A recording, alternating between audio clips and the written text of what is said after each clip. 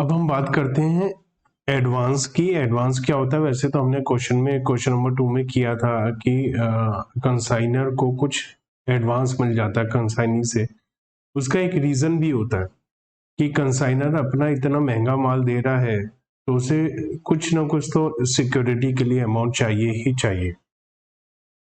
तो एडवांस एक common practice होती है क्योंकि वो कहता है कि कंसाइनर कहता है मुझे कुछ एडवांस मनी चाहिए कंसाइनी से एज ए सिक्योरिटी, जो भी उसने माल भेजा है उसके लिए।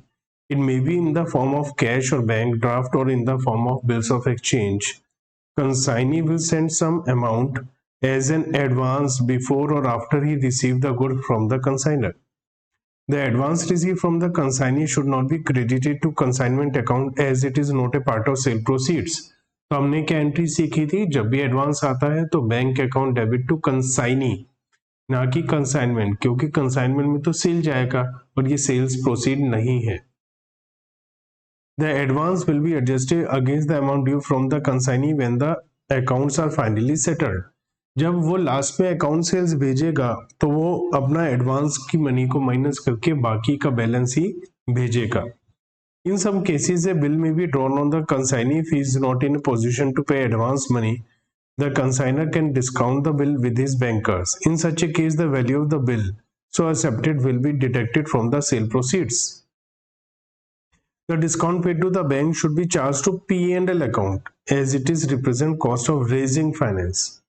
It is very important कि हम जो डिस्काउंट ऑन बिल डिस्काउंटेड होता है उसको हम लोग P&L अकाउंट में ट्रांसफर करते हैं, ना कि कंसाइनमेंट अकाउंट में।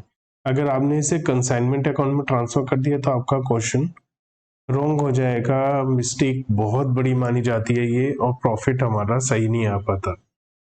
The worth noting point here is that while calculating the amount due from the consignee, proportionate advance pertaining to unsold stock should be adjusted. ये क्या है? ये एक और बहुत इंपॉर्टेंट बात है जिसे हम समझते हैं। सपोज कंसाइनर ने कंसाइनी को 1 लाख का गुड्स सेंड किया, बदले में एडवांस मिल गया इसको 50,000। तो इसका मतलब क्या हो गया? ये 50% एडवांस हो गया। जितना भी माल भेजा उसका 50% एडवांस हो गया। अब ईयर एंड में सपोज क्लोजिंग स्टॉक है 30,000 का कंसाइनी के पास, तो जब वो सेल्स प्रोसीड दिखाएगा तो मैं आपको दोनों ही केस में बता देता हूं। तो हम दो केस करते हैं, एक केस में हमारा स्टॉक 0 है, एक में 30,000। पहले मैं स्टॉक क्लोजिंग स्टॉक मान लेता हूं नील हो गया ईयर एंड में। जो सेल्स प्रोसीड्स हैं वो है सपोज 1,80,000। मान लिया कमीशन एंड अदर एक्सपेंसेस हैं कंसाइनी के 20,000। तो जब अकाउंट सेल बनेगी, ये बहुत इंपॉर्टेंट कॉन्सेप्ट समझाने जा रहा हूं मैं। जब अकाउंट सेल बनेगी तो कंसाइनी लिखेगा सेल्स हुआ 1,80,000 माइनस कमीशन एंड एक्सपेंसेस 20,000, और वो माइनस करेगा एडवांस जो भेजा था उसने 50,000। तो बैलेंस टेबल 1,10,000 ऐसे वो दिखा देगा। लेकिन इस सिचुएशन में मान लिया यहाँ पर भी सेल्स और एक्सपेंसेस सेम है। मान लिया यही सेल है और यही एक्सपेंसेस है, तो यहाँ पर जब अकाउंट सेल बनेगा, बहुत इंपॉर्टेंट बात समझा रहा हूं, ध्यान से समझनी है आपको। तो sales 180 minus commission and expenses 20 160। अब जो माइनस करेगा एडवांस, वो 50,000 का एडवांस यहाँ माइनस नहीं हो सकता। रीजन बीइंग अगर हमने 50,000 का पूरा एडवांस यहाँ माइनस कर दिया तो जो स्टॉक है इसके अगेंस्ट तो सिक्योरिटी कुछ है ही नहीं। अगर सिक्योरिटी नहीं है और बाद में माल खराब हो गया, माल बेच दिया, उसने पैसा नहीं दिया, तो क्या करेंगे? तो इसलिए एडवांस हम इस वाले स्टॉक का जो क्लोजिंग स्टॉक है इसका एडवांस कहेंगे भैया ये तो हमें चाहिए। तो आप ऐसा कह सकते हो एडवांस एडजस्ट हो जाएगा ऑन सेल्स, मतलब हमारा 1 लाख रुपए में से advance on cost of goods sold, हमने 1 लाख रुपए का माल भेजा था लेकिन अभी 30,000 रुपए का माल बचा हुआ है, तो 70,000 रुपए का माल बिक चुका है और उसी का एडवांस 50% था ना, तो हम 35,000 रुपीज का एडवांस ही एडजस्ट करेंगे। इसे हम एक और तरीके से, एक और मेथड से निकाल सकते हैं। हम ये कह सकते हैं कि क्लोजिंग स्टॉक 30,000 है और इसका एडवांस 50% है, मतलब 15,000। तो 15,000 का एडवांस एडजस्ट नहीं होगा 50,000 में से, टोटल एडवांस 50,000 था, उसमें से क्लोजिंग स्टॉक का एडवांस एडजस्ट नहीं होगा अभी, क्योंकि वो उसकी सिक्योरिटी अभी भी चाहिए कंसाइनर को। और अब अमाउंट जो भेजना पड़ेगा वो 1,60,000 माइनस 35,125, जो इसमें हम एक और मेथड है, हम क्या कर सकते हैं, हम नॉर्मल ऐसे ही निकाल दें और लास्ट में ऐड कर दें एडवांस जो हमें चाहिए on closing stock. Closing stock का एडवांस तो हमें चाहिए 30,000 का 15%, तो एम्प्लॉयर का आएगा, कंसाइनर का आएगा 110 आपने देने हैं, लेकिन 15,000 क्लोजिंग स्टॉक का मुझे अभी एडवांस चाहिए, तो टोटल 125। तो 125 निकालने के लिए मैंने 3 मेथड बता दिए। ये तीनों मेथड बहुत इंपॉर्टेंट है, हमें ये पता होना चाहिए कि क्लोजिंग स्टॉक से रिलेटेड वो एडवांस देगा। इसलिए यहाँ लिखा है कि जो कंसाइनी है वो प्रोपोर्शनेट एडवांस भी देगा related to unsold stock goods should be adjusted. Such proportionate advance should appear as a credit balance in the consignee account. तो क्योंकि उससे एडवांस आया तो उसका क्रेडिट बैलेंस ही रहेगा। अब हम बात करते हैं कमीशन की। हमने अभी तक जो भी क्वेश्चन किया उसमें भी हमने देखा कि हमें कमीशन देना होता है, कंसाइनर कंसाइनी को कमीशन देता है। कमीशन भी बहुत अलग अलग टाइप की हो सकती है, बहुत सारे तरीके से कमीशन हो सकती है। तो आइए हम उसको देखते हैं कि कमीशन हमारी कैसी कैसी हो सकती है।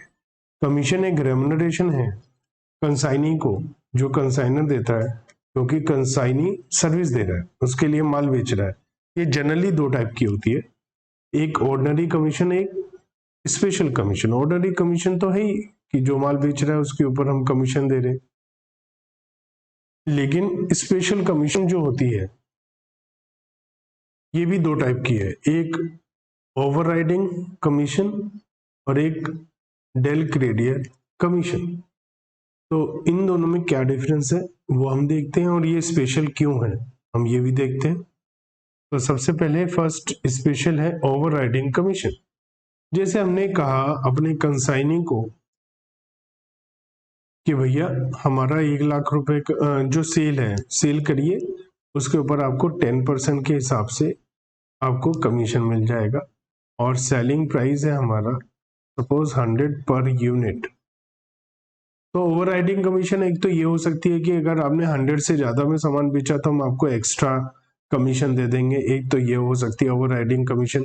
लेकिन ज्यादातर केस में क्या होती है कि एक न्यू प्रोडक्ट होता है, न्यू प्रोडक्ट के केस में आपके सामने बहुत मुसीबत हो जाती है कि जो कस्टमर है उसको नए प्रोडक्ट को बेचना बड़ा मुश्किल है, जब तक का उसके टीवी में ऐड ना आ रहा हो या कस्टमर अपने आप से वो नया प्रोडक्ट ना मांगे। अगर आप उसको नया प्रोडक्ट देंगे और कस्टमर को वो पता नहीं है, तो वो लगेगा कस्टमर को कि इसमें आपका ज्यादा प्रॉफिट मार्जिन है या ये माल घटिया सस्ता है इसलिए आप मुझे दे रहे। फॉर एग्जाम्पल, आप टूथपेस्ट खरीदने के लिए गए, सपोज, कौन सा टूथपेस्ट लेते हो आप, जल्दी बताओ कौन सा टूथपेस्ट करते हो, करते भी हो या नहीं, जल्दी बताओ कोई भी। बाबा रामदेव जी का टूथपेस्ट, वाह वाह वाह। दंत क्रांति टूथपेस्ट लेने जाते हैं आप, आपने दुकानदार से कहा जी दंत क्रांति टूथपेस्ट दे दो। अब दुकानदार के पास में इसकी जो कॉस्ट है वो सपोज 80 है और इसका जो सेलिंग प्राइस है वो 85 है, उसे 5 रुपए मिलते हैं इसमें। अब एक कंपनी वाले ने उसको एक टूथपेस्ट दे दिया और उसका नाम रखा उन्होंने बाबा जी, और बाबा जी के नाम से टूथपेस्ट दे दिया और टूथपेस्ट पर एमआरपी इन्होंने लगा दी जी सपोज 70। अब आप कह रहे हैं जी बाबा रामदेव का टूथपेस्ट चाहिए दुकान पर जाकर, वो कहे जी बाबा रामदेव का नहीं है, बाबा जी का ले लो। आपने कहा ये बाबा जी का टूथपेस्ट तो हमने नाम भी नहीं सुना कभी, आप उसे आराम से लेंगे नहीं। तो अब दुकानदार भी कहेगा भाड़ में जा, नहीं बिक रहा तो मुझे तो 5 रुपए इसमें मिल रहे हैं तो मैं बेच देता हूँ। अगर इसकी कॉस्ट 65 होगी तो दुकानदार बिल्कुल भी 5 रुपए का अगर उसे कमीशन मिलेगा तो वो बिल्कुल भी इंटरेस्टेड नहीं होगा। लेकिन अगर सपोज आप उसे कहें कि इसे बेचो और हम आप इसको इस पर 15 रुपए देंगे पर पीस, तो आप एज ए सेलर आप कोशिश करेंगे, आप कहेंगे जी लेकर जाओ, अगर अच्छा ना लगे वापस दे देना, मैं खुद यूज करता हूँ। आप पता नहीं क्या क्या करके उसे जबरदस्ती टिकाने की कोशिश करोगे, क्योंकि आपको पता ही है कि 15 रुपए आपको एक टूथपेस्ट में मिल जाएंगे। तो ओवरराइडिंग कमीशन इसीलिए दिया जाता है, ये एक्स्ट्रा कमीशन दिया जाता है नॉर्मल से एक्स्ट्रा। नॉर्मल तो देते ही देते हैं, ये और देते हैं। When the agent is required to put in hard work in introducing a new product in the market, नया प्रोडक्ट है जिस वजह से बहुत ज्यादा मेहनत और कोशिश करनी है उसने। Where he is entrusted with the work of supervising the performance of other agent in a particular area, आपने अगर उसे और काम भी दे दिया है कि भैया हमारा माल भी बेचो, बाकी और लोगों को भी देख लो। For effecting for sale as a higher price than the fixed by the consignor, जैसे मैंने कहा कि 100 रुपए का माल है, अगर हमने कहा कि 100 रुपए से ज्यादा में बेचोगे, मान लिया आपने 120 में बेच दिया, तो जो 100 से 120 में आपने एक्स्ट्रा बेचा है उसके ऊपर हम सपोज आपको 25% एक्स्ट्रा कमीशन दे देंगे। तो ऐसे ओवरराइडिंग कमीशन हो सकता है अलग अलग पर्पस के लिए। तो एक होता है ये ओवरराइडिंग कमीशन। एक बहुत ही ज्यादा इंपॉर्टेंट है ये कमीशन, डेल क्रेडियर कमीशन। ये डेल क्रेडियर कमीशन होता है, ये क्यों होता है, इसका क्या यूज है, इसे समझिए, बहुत ही ज्यादा इंपॉर्टेंट है। क्या है कि जो कंसाइनर है वो सपोज मुंबई में है और कंसाइनी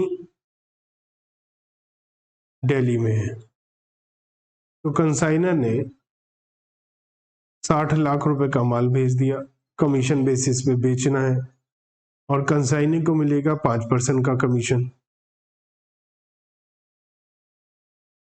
अब कंसाइनी ने सोचा कि यार मुझे केवल 5% का कमीशन मिलेगा, सारी मेहनत मैं कर रहा हूँ, माल मैं बेच रहा हूँ, मुझे तो बहुत थोड़ा सा कमीशन मिल रहा है।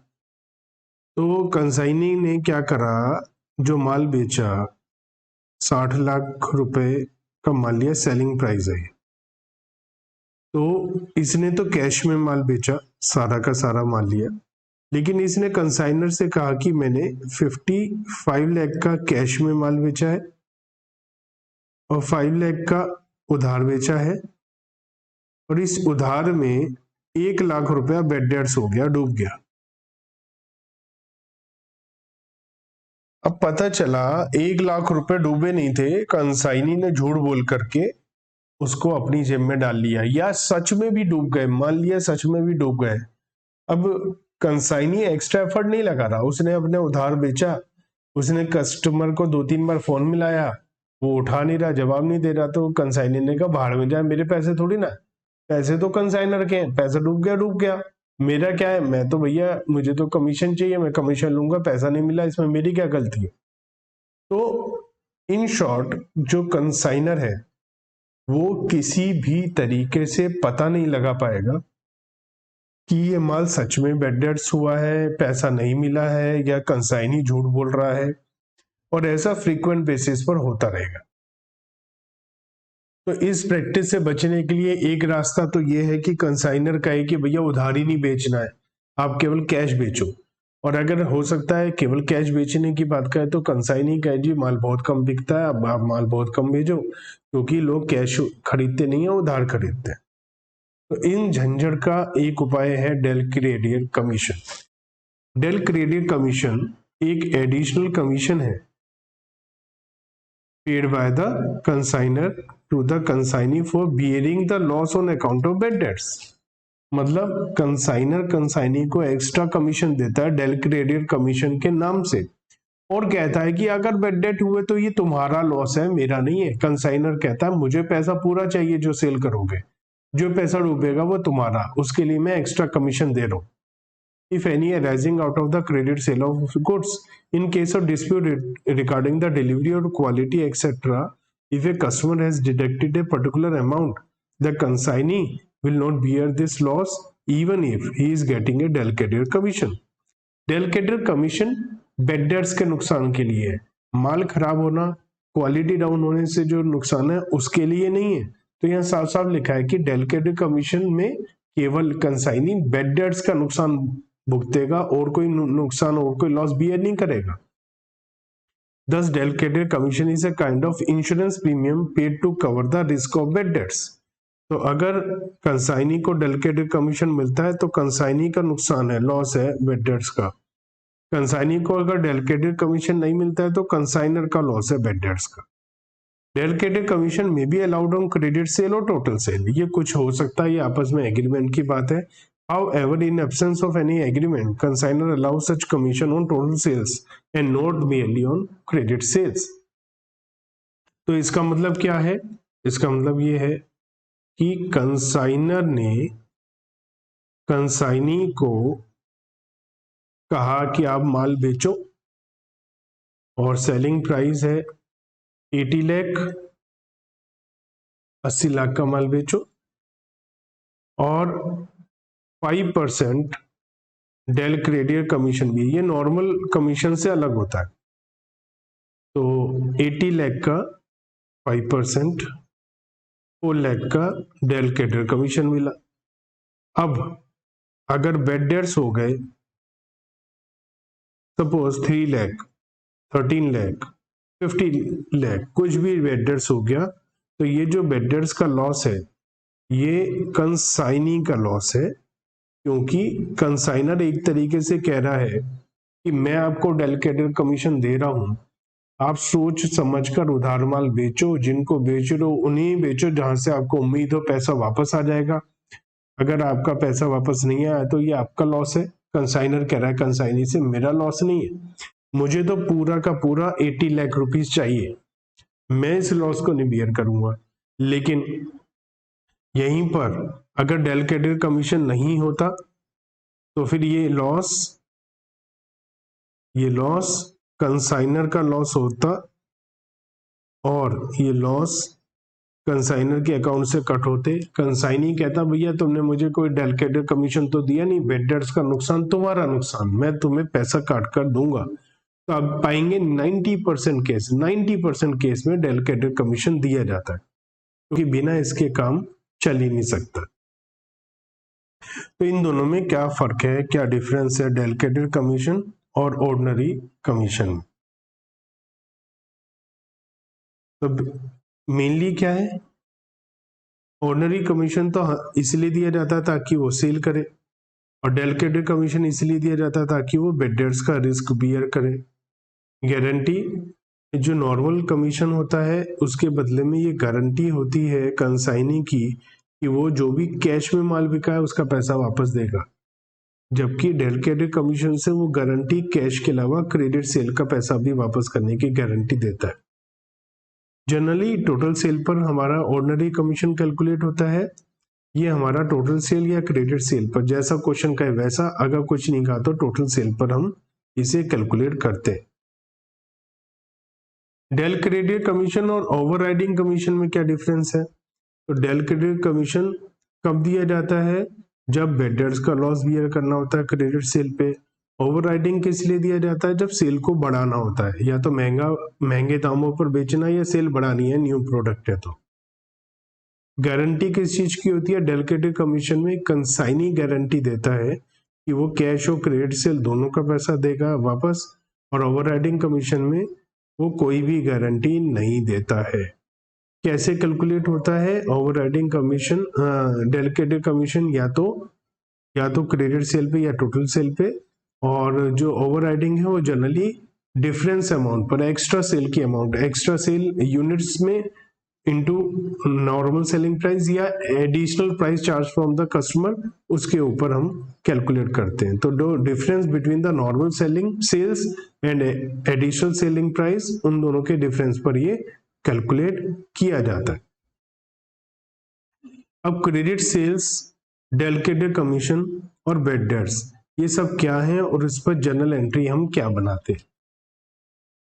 तो goods are sold on consignment by the consignee on behalf of the consignor, hence if subsequently the consignee is not able to recover the amount on account of credit sale, the loss on account of bad debts has to be borne by the consignor. If delegated commission is not given, if delegated commission is given, then loss is suffered by consignee. Consignor can insure himself against a loss by giving the consignee additional commission in the name of delegated commission. Such commission is also a fixed percentage of total sale unless otherwise stated in the question. तो मैं बार बार कह रहा हूँ, question में कुछ नहीं कहा तो डेलिकेटेड कमीशन को टोटल सेल पे निकालेंगे। Once the delegated commission is paid, the amount of bad debts will be borne by the consignee. The entries in situation of credit sale and delegated commission क्या होंगी उसे हम समझ लेते। तो जनरल एंट्री देखते हैं, क्या जनरल एंट्री बनेगी। जब क्रेडिट सेल्स होती है तो उसकी क्या एंट्री बनती है in the books of consignor. तो कोई आप में से बता सकता है कि जब क्रेडिट सेल्स होती है तो क्या जनरल एंट्री बनती है, कंसाइनर क्या जनरल एंट्री बनाता है क्रेडिट सेल होने पर।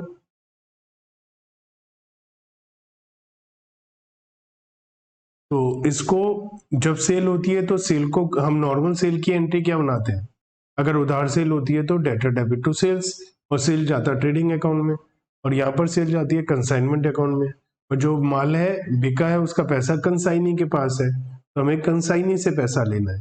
तो कंसाइनी हमारी एसेट है, तो डेबिट द रिसीवर, पैसा मिला है इसे कंसाइनी को, तो कंसाइनी डेबिट हो जाएगा। रूल नंबर 1 एसेट है हमारी, एसेट को डेबिट करते हैं।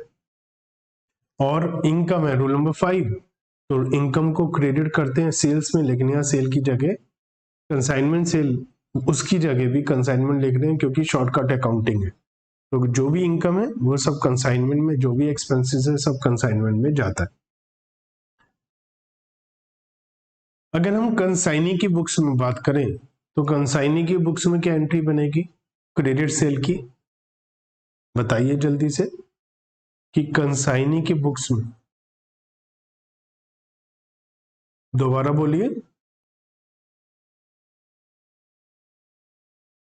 क्योंकि हमारी जो उधार सेल होती है उसकी एंट्री होती है डेटर डेबिट टू सेल्स, लेकिन डेटर कौन से हैं कंसाइनमेंट, तो कंसाइनमेंट डेटर डेबिट हमारी एसेट है, एसेट को डेबिट करते हैं रूल नंबर 1।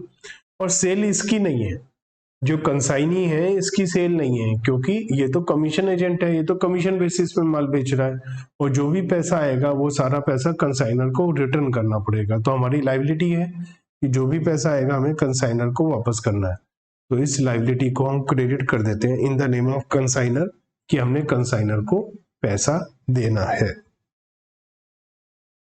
अब कैश मिलेगा हमें डेटर से, तो जब हमें डेटर से कैश मिलेगा तो कंसाइनर क्या एंट्री बनाएगा, बताओ। डेटर से कैश मिलेगा तो कंसाइनर क्या एंट्री बनाएगा, कोई एंट्री नहीं बनाएगा कंसाइनर, क्योंकि उसके पास में तो कुछ हुआ नहीं, तो नो एंट्री, कोई भी एंट्री नहीं बनाएगा। लेकिन जो कंसाइनी है उसके पास पैसा आया तो वो एंट्री बनाएगा, जो पैसा आएगा कैश डेबिट, और अगर कोई बैड डेट्स है या डिस्काउंट है तो वो डेबिट हो जाएगा टू डेटर्स, कंसाइनमेंट डेटर्स। तो कई बार क्या होता है डिस्काउंट भी हो सकता है, तो डिस्काउंट है तो डिस्काउंट डेबिट कर देगा, तो कैश डेबिट एसेट है डेबिट हो जाएगा। और लॉस है, अब बैड डेट्स लॉस है, फिलहाल तो हमने डेबिट किया है, हम चाहते तो सीधा इसे कंसाइनर कर सकते थे, लेकिन क्योंकि लॉस हमारा थोड़ी ना है, हम बिजनेस थोड़ी ना कर रहे हैं, लेकिन अब ये देखना पड़ेगा कि हमें डेलिकेटेड कमीशन मिलता है या नहीं, इसलिए फिलहाल इस डिस्काउंट या बैड डेट्स को हम इसी नाम से लिखेंगे। जो डिस्काउंट है वो तो खैर कंसाइनर से ही वसूल होगा, अगर हम डिस्काउंट दे रहे हैं कंसाइनर से पूछ के ही देंगे। लेकिन जो बेड डेट्स है वो लॉस अभी हम लिख रहे हैं, अभी नेक्स्ट एंट्री में देखेंगे इसका क्या करना है। और डेटर से पैसा मिला, क्रेडिट द गिवर, या एसेट रिड्यूस हुई है तो उसको क्रेडिट कर देंगे। अब ये जो बेड डेट्स का लॉस है ये कंसाइनी अपनी बुक्स में कहाँ ट्रांसफर करेगा? तो अगर डेलिकेटेड कमीशन इसे नहीं मिलता तो ये कहेगा भैया मुझे डेलिकेटेड कमीशन दिया नहीं, बेड डेट्स का लॉस मेरा लॉस नहीं है, तो भैया मैं इस लॉस को बियर नहीं करूंगा। ये बात कंसाइनी बोलेगा और कंसाइनर से वसूल करेगा। तो इस बेड डेट्स को कंसाइनर अकाउंट में ट्रांसफर कर देंगे। तो consignor debit to in the books of consignor, मैंने आपको अभी समझा दिया in the books of consignee. मैं आपको पहले in the books of consignor सिखा देता हूं कि अगर डेलिकेटेड कमीशन नहीं दिया जा रहा है तो ऐसी सिचुएशन में ये लॉस कंसाइनर का है, क्योंकि वो डेलिकेटेड कमीशन तो दे नहीं रहा है। तो जो भी लॉस है सारा कंसाइनर का है, तो कंसाइनर अपनी बुक्स में लिखेगा, तो अपनी बुक्स में लॉस को कंसाइनमेंट अकाउंट में लिखेगा, क्योंकि एक्सपेंसेस लॉस प्रॉफिट सब कंसाइनमेंट में डालते हैं। तो डेबिट होता है लॉस, तो डेबिट कर देगा कंसाइनमेंट अकाउंट, रूल नंबर 3। और ये जो लॉस है ये लॉस हम रिम्बर्स करेंगे एक तरीके से कंसाइनी को। कैसे? जैसे कंसाइनी ने सपोज 10,000 रुपीज का गुड सेल किया था, तो हमने एंट्री बना दी थी कंसाइनी डेबिट। कंसाइनी डेबिट कर दिया कि हमने कंसाइनी से पूरा 10,000 लेना है। अब सपोज 500,000 रुपए का बेड डेट्स हो गया, तो ये पैसा तो कंसाइनी से हमें मिलेगा नहीं, तो हमें कंसाइनी का डेबिट बैलेंस को रिड्यूस करके क्रेडिट करना पड़ेगा। इसलिए हम कंसाइनी को क्रेडिट कर देंगे कि उससे ये हमें पैसा नहीं मिलने वाला है। अगर हम कंसाइनी के हिसाब से सोचें तो उससे कंसाइनी को डेलिकेटेड कमीशन तो मिलता नहीं, उसका लॉस है नहीं, तो वो अपना लॉस किससे रिकवर करेगा? कंसाइनर से। तो वो कहेगा कंसाइनर आपसे लूंगा ये लॉस और अपना बेड डेट्स अकाउंट जो डेबिट किया था उसे अब क्रेडिट करके कंसाइनर अकाउंट में ट्रांसफर कर देगा, क्योंकि ये कहेगा मेरी लायबिलिटी थोड़ी सी कम हो गई, मेरे को नुकसान नहीं है, ये मुझे पैसा कम मिला, तो ये कंसाइनर का लॉस है। ये सिचुएशन तब है जब उसको डेलिकेटेड कमीशन नहीं मिलता है। लेकिन अगर डेलिकेटेड कमीशन मिले और नुकसान हो जाए बेड डेट्स की वजह से, तो कंसाइनर कहेगा भैया मेरा लॉस नहीं है, ये लॉस किसका है? कंसाइनी का, क्योंकि मैंने तो डेलिकेटेड कमीशन दिया है। तो वो कोई एंट्री नहीं बनाएगा इस लॉस की, वो कहेगा ये लॉस मेरा है ही नहीं, ये लॉस किसका है? कंसाइनी का। और जो कंसाइनी है वो इस लॉस बेड डेट्स के लॉस को पिछली बार उसने कंसाइनर अकाउंट में ट्रांसफर किया था, लेकिन अब वो इस लॉस को कंसाइनर में ट्रांसफर नहीं करेगा, कमीशन अकाउंट में ट्रांसफर करेगा, क्योंकि वो ये लॉस इसलिए भुगत रहा है क्योंकि उसे कमीशन मिला है। तो ये अपने बेड डेट्स के लॉस को कमीशन में डाल देगा। कहीं बेड डेट्स का लॉस कमीशन से भी ज्यादा हो जाता है तो P&L में ट्रांसफर कर देगा। तो अपने बेड डेट्स के लॉस को ये कमीशन अकाउंट में डालेगा, क्योंकि कमीशन मिलने की वजह से ही ये बेड डेट्स के लॉस को आपस में बियर कर रहा है। तो हम लोगों ने in the books of consignor and consignee ये सभी जनरल एंट्री सीख ली, एक एक करके समझ के सीखी है, रटा नहीं है उसको कि हम रटे, समझ के कर रहे हैं कि हमें कौन सी एंट्री कब कौन सी सिचुएशन में बनानी है। तो नेक्स्ट वीडियो में हम क्वेश्चन नंबर 3 करेंगे ताकि ये सारा कॉन्सेप्ट अच्छे से समझ पाए। क्वेश्चन नंबर 3, ए ने कंसाइन किया है 1,000 टिन घी के, 60 रुपए का एक टिन है, अपने एजेंट को भेजा है B&B ब्रदर्स, और एजेंट ने 400 टिन बेचे हैं 80 रुपीज पर टिन के हिसाब से कैश में, 400 टिन 82 के हिसाब से उधार बेचे हैं, और बाकी बचे कितने? 200, क्योंकि 1,000 टिन भेजे थे, 400 कैश में सेल हो गए, 400 उधार बिक गए, बाकी जो 200 बचे वो खुद ले गया उसको 82 के हिसाब से। तो पूरा का पूरा सेल आउट हो गया, कोई क्लोजिंग स्टॉक नहीं है। ए ने फ्रेट और कैरेज के दिए हैं, बिल लिखा है, और कुछ एक्सपेंसेस बी ने भी करे हैं, उसको कमीशन मिलता है, ना केवल नॉर्मल कमीशन बल्कि डेडिकेटेड कमीशन भी मिलता है टोटल सेल पर। उन्होंने अकाउंट सेल भेजा और बताया कि उनका कमीशन और खर्चे लेस करने के बाद, और ये बताया 1 महीने बाद कि सारे डेटर से पैसा मिल गया, लेकिन 200 one who owed 200 paid cash and सारे डेटर से पैसा मिल गया। एक जिससे 200 लेने थे उसने पैसे नहीं दिए, बाकी सबने पैसे दे दिए। अब बी ने पैसा दे दिया है। Show the journal entry in the books of consignor and consignee and consignment account in the books of consignor. Show also the entry related to consignment inward and the consignor's personal account as it would appear in the consignee ledger. तो हमें दोनों की books में general entries भी बनानी है और दोनों की बुक्स में लेजर अकाउंट भी बनाने हैं। तो हम लोग बंटवारा कर देते हैं 2 हिस्सों में। एक तो हम बुक्स ऑफ ए कंसाइनर की बुक्स में एंट्री बनाते हैं और बुक्स ऑफ बी कंसाइनी की बुक्स में एंट्री बनाते हैं। सबसे पहले ए ने माल भेजा है, तो ए ने माल भेजा है तो क्या एंट्री बनेगी, जल्दी से बताओ। मुझे तो याद नहीं आ रही, मैं भूल गया, आप बताओ जल्दी से क्या थी जनरल एंट्री, बोलो।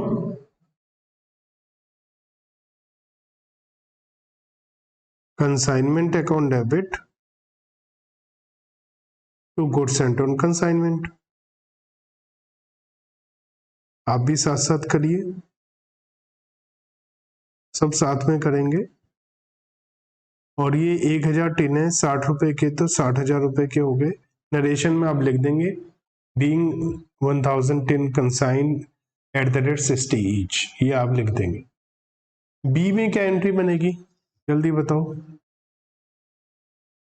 बी में क्या एंट्री बनेगी?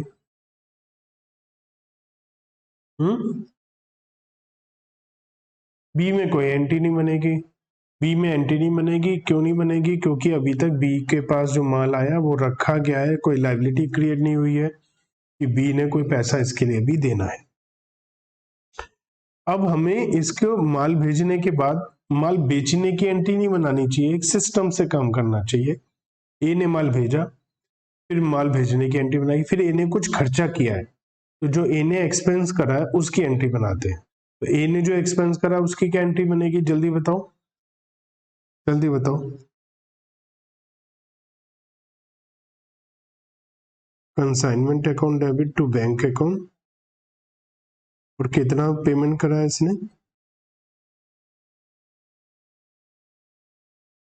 700। हम नरेशन में लिख देंगे कि खर्चा किया है कंसाइनमेंट पर, कंसाइनर ने, ए ने, उसकी एंट्री बना दी हमने। बी इसके लिए क्या एंट्री बनाएगा? बी इसके लिए क्या एंट्री बनाएगा? बी अपने यहाँ कोई भी एंट्री नहीं बनाएगा, बी का क्या लेना देना है इससे, बी ने कोई खर्चा थोड़ी ना कर रहा है, तो बी अपने यहाँ कोई भी एंट्री नहीं बनाएगा। उसके बाद ए ने बी के ऊपर बिल लिखा है, तो ए ने बी के ऊपर बिल लिखा है और उसकी हम एंट्री बनाएंगे। 45,000 रुपए का 3 महीने का बिल लिखा है, तो क्या एंट्री बनेगी?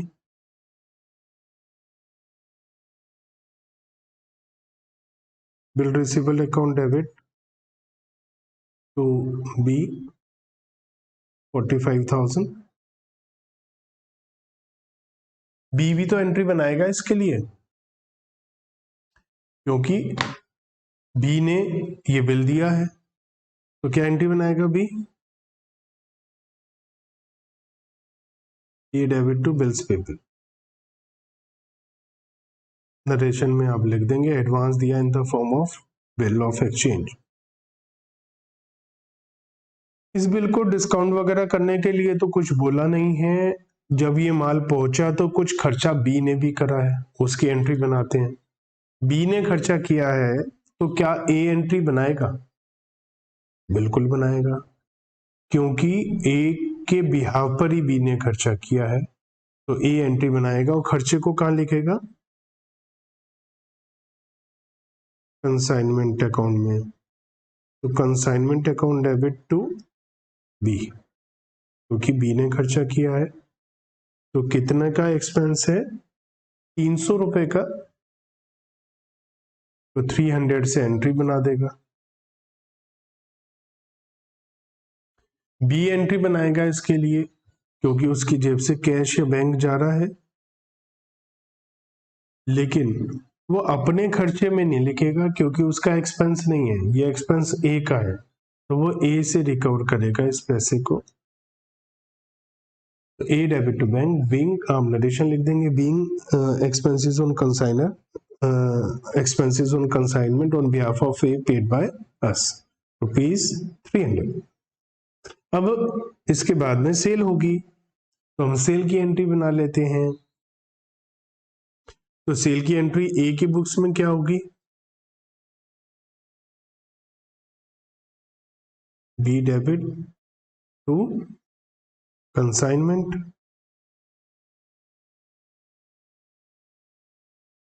और अमाउंट क्या आएगा? अमाउंट क्या आएगा? 400 इंटू 80 कितना हो गया? 32,000। 400 इंटू 82 कितना हो गया?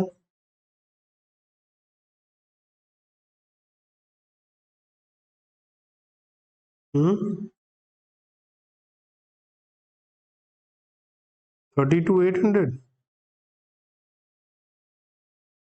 और जो लेकर गया है वो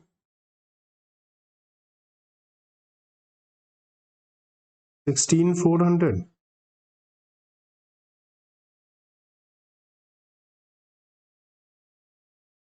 टोटल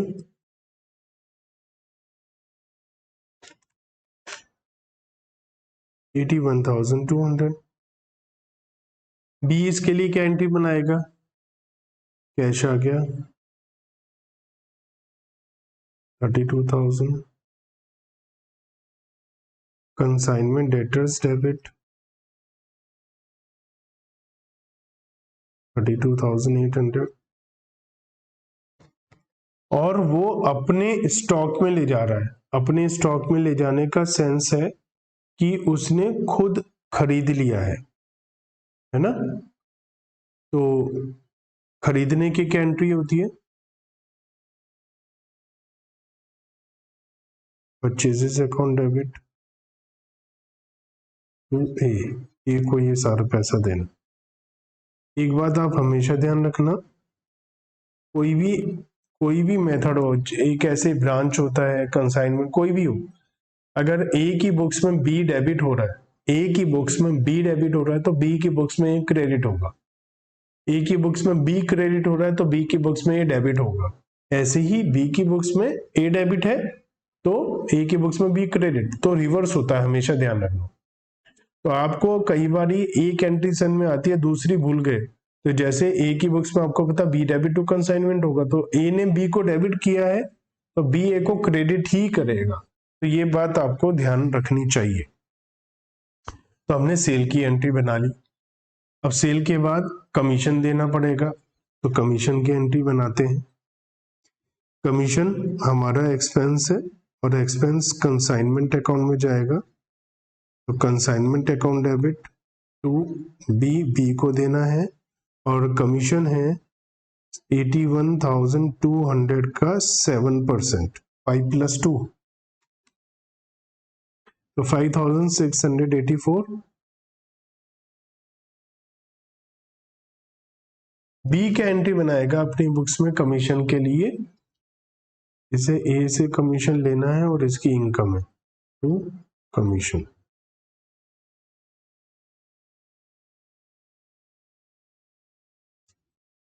तो सेल भी हो गई, कमीशन भी हो गया।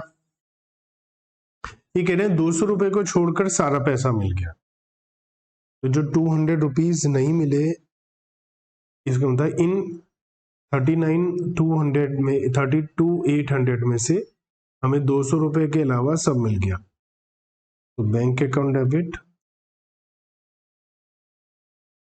32,600, और बेड डेट्स अकाउंट डेबिट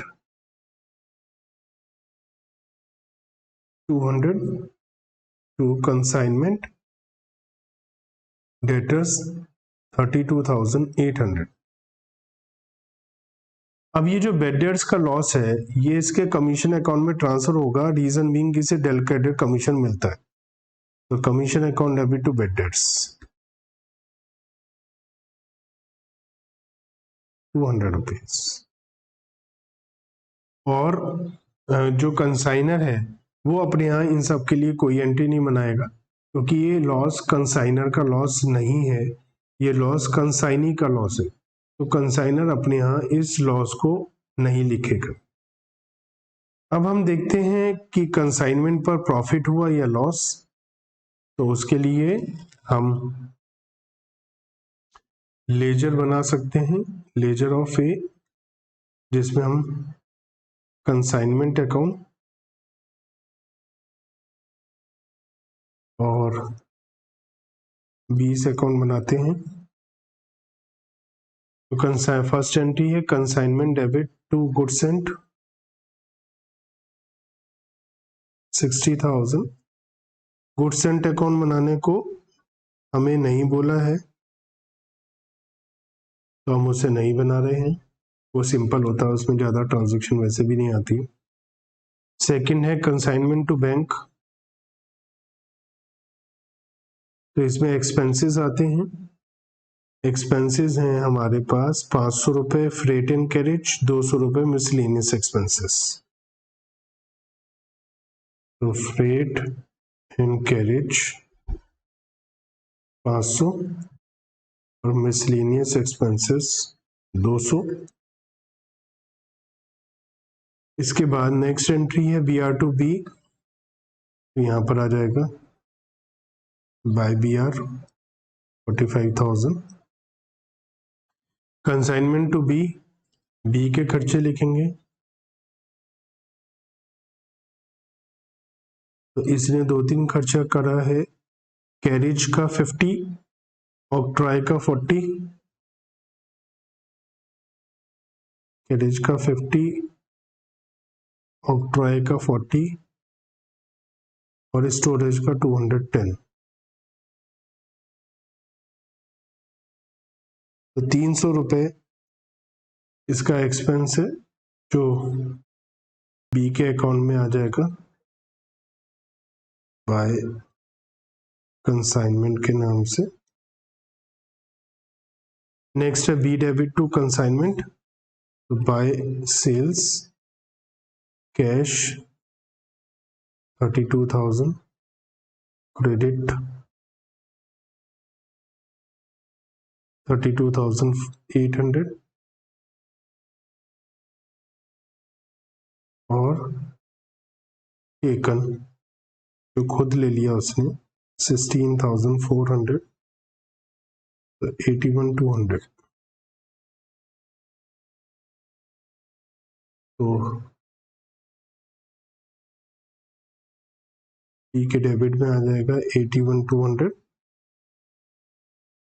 फिर कंसाइनमेंट टू बी कमीशन 5684,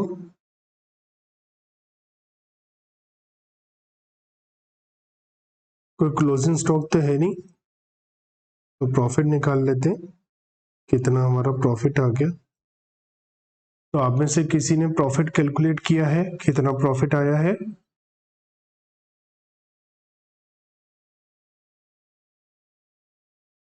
$14,516। तो इसकी जनरल एंट्री बना देते हैं, in the books of consignor ही बनेगी, consignment account debit to P&L account. ये प्रॉफिट अपने P&L अकाउंट में ट्रांसफर कर देगा और जो गुड्स एंड ऑन कंसाइनमेंट है उसका बैलेंस ट्रांसफर कर देगा goods and on consignment debit to trading या परचेजेस 60,000।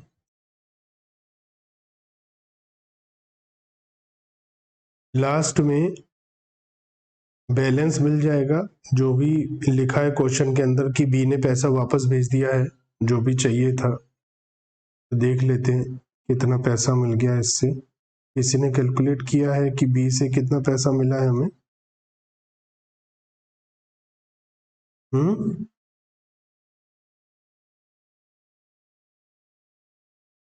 तो इसके लिए एंट्री बन जाएगी bank account debit to B, और यहाँ हो जाएगा ए डेबिट टू बैंक 30,216। जो बी है, बी अपने यहाँ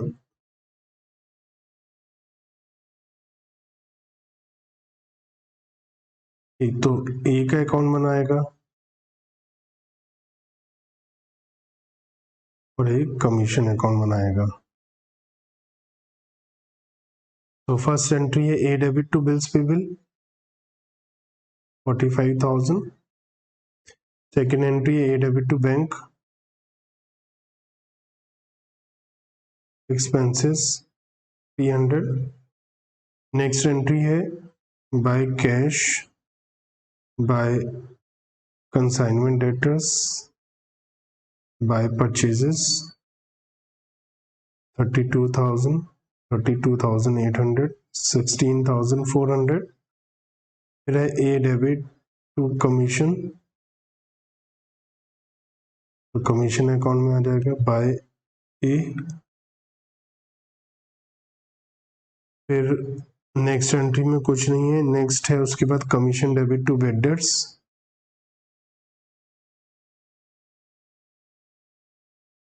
तो वेंडर्स को ट्रांसफर कर देंगे कमीशन में 200, ये को पेमेंट कर दिया है।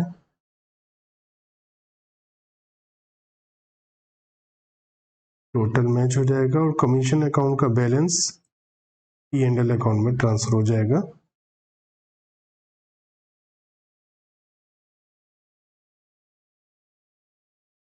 तो एक जर्नल एंट्री और बन जाएगी, commission account debit to P&L 5484 और हमारा